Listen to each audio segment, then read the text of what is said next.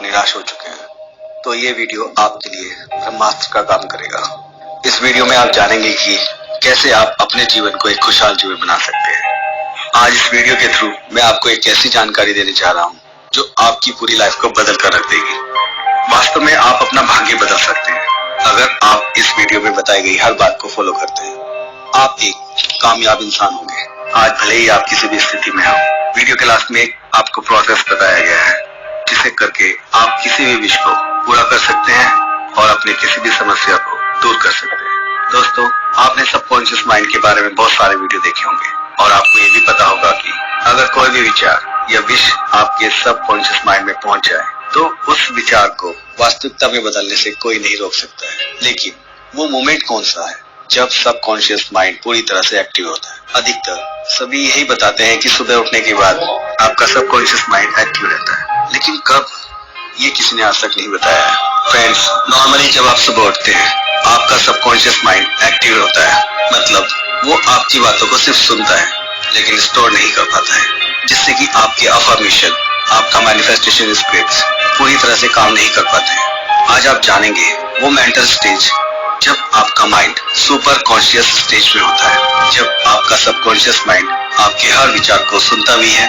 और स्टोर भी करता है, और सबसे महत्वपूर्ण, आपके विचार वाइब्रेशन बनकर सीधा यूनिवर्स तक पहुंचते हैं। आइए इसे थोड़ा सा डीपली समझते हैं ताकि आपको हर पहलू क्लियर हो सके और आप इस प्रोसेस को पूरे विश्वास के साथ कर सके। सुपर कॉन्शियस स्टेज वो पल है, वो मोमेंट है जिसमें आप जो भी विचार माइंड में सोचते हैं वो विचार रियलिटी में बदल जाते हैं, क्योंकि इस समय ही आपकी चेतना ब्रह्मांड से कनेक्ट होती है। ये एक ऐसा मोमेंट होता है जहाँ सृष्टि आपकी किसी भी इच्छा को पूरा करने के लिए बाध्य है। फ्रेंड्स, ये समय होता है सुबह 3:40 से 5:30 तक। इसी समय को हम ब्रह्म मुहूर्त भी कहते हैं और इसी समय को क्रिएटर टाइम, क्रिएटर हॉर भी कहते हैं, और सिख धर्म में इसी समय के लिए बेहद सुंदर नाम दिया गया है, अमृत वेला, जिसके द्वारा इस समय का महत्व समय ही साबित हो जाता है। ईश्वर भक्ति के लिए यह सर्वश्रेष्ठ समय है। इस समय उठने से मनुष्य को सौंदर्य, लक्ष्मी, बुद्धि, स्वास्थ्य आदि की प्राप्ति होती है। उसका मन शांत और तन पवित्र होता है। ठीक 3:40 पर सूर्य उस जगह पहुंचता है जहां उसका सीधा संबंध पृथ्वी से होता है। इस समय उसकी किरणें ठीक आपके सर के ऊपर होती हैं। जब सूर्य की किरणें धरती के दोनों तरफ एक ही जगह पर पड़ती है तो इंसान का सिस्टम एक खास तरीके से काम करने लगता है। फ्रेंड्स, ये ही समय है जो ब्रह्मांड की शक्तियों को हासिल करने का सही समय होता है। मैं ये बात दावे के साथ कह सकता हूँ क्योंकि मैंने जिसे भी इसे बताया है उसका जीवन वास्तव में पूरी तरह से बदल गया। इस समय जब आप सुबह उठते हैं तो आपका सिस्टम एक विशेष तरीके से व्यवहार करता है। अगर आप इसे सही तरीके से प्रयोग करें तो आपको अविश्वसनीय परिणाम मिलते हैं। अब इस समय को धार्मिक और आध्यात्मिक रूप से समझते हैं। देखिए, ब्रह्म मुहूर्त और अमृत काल एक समय है जब सृष्टि अपने आप को एक नया जीवन देती है। ठीक इसी समय बीज को अंकुरित होने के लिए जरूरी मदद मिलती है। वह अन्य समय के मुकाबले इस समय ज्यादा तेजी से विकसित होता है।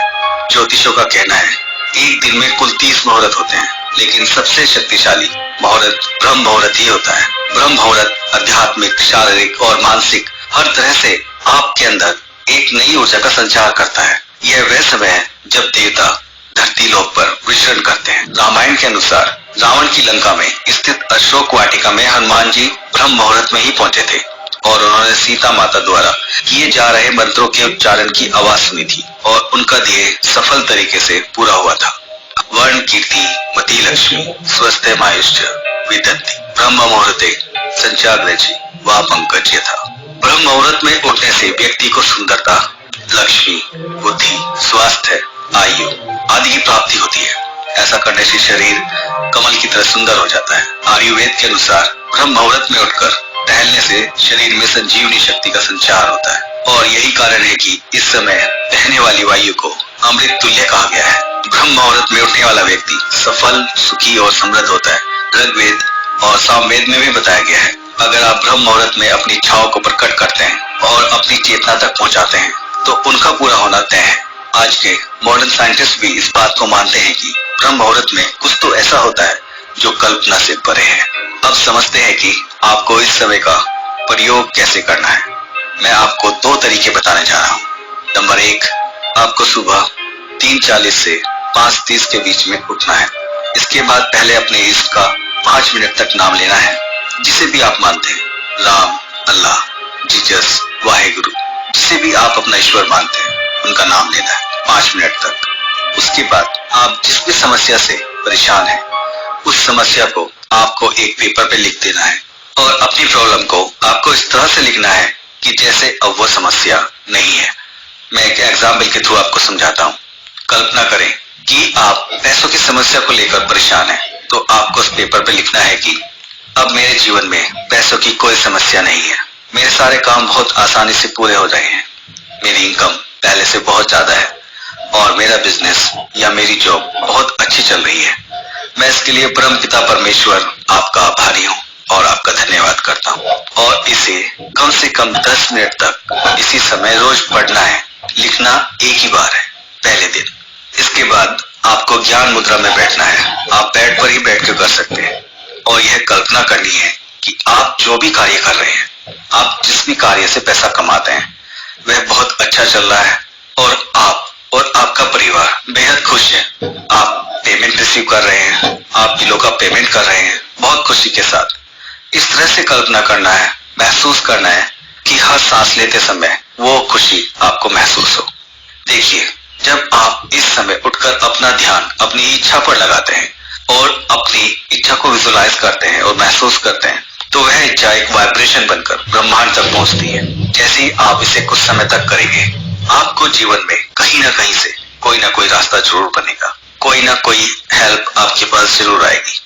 आपको 10 से 15 मिनट तक ये मेडिटेशन करना है। दूसरा तरीका, इसे करने के लिए आपको सुबह 3:40 से 5:30 के बीच में ही उठना है और इसके बाद आपको अपने इष्ट का, अपने ईश्वर का 11 मिनट तक नाम लेना है और 11 मिनट के बाद आपको अपनी इच्छा को 3 बार बोलना है। जो भी आप चाहते हैं उस इच्छा को आपको 3 बार बोलना है। फ्रेंड्स, जैसे अभी सर्दियां चल रही हैं, तो आप ये बेड पर बैठकर भी कर सकते हैं। इसमें नहाना कोई जरूरी नहीं है, बस आप मन से साफ रहें और आपको इसे करने से पहले कुछ भी खाना नहीं है और कोई भी दूसरा विचार मन में ना आने दें। शुरुआत में आपको थोड़ी परेशानी हो सकती है, लेकिन आप इसे जब 7 दिन तक करेंगे तो आपको इसका असर खुद ब खुद दिखने लगेगा। मैंने अब तक जिनको भी ये बताया है, उनमें से कई के साथ पहले दिन में ही कुछ ऐसा हुआ है जिससे उनकी समस्या पूरी तरह से सॉल्व हो चुकी है। ये अब आपके ऊपर है कि आप कितने डिवोशन के साथ इसे करते हैं, कितने विश्वास के साथ करते हैं। ये सारा प्रोसेस 20 से 25 मिनट का है। आप करके देखें, आपको लाभ जरूर मिलेगा। यहाँ तक साथ देने के लिए आपका धन्यवाद। अगर आपने सब कुछ करके देख लिया है और आपको लग रहा है कि लॉ ऑफ अट्रैक्शन, मैनिफेस्टेशन, ये सब आपके लिए काम नहीं कर रहा है, ये आपका भाग्य आपका साथ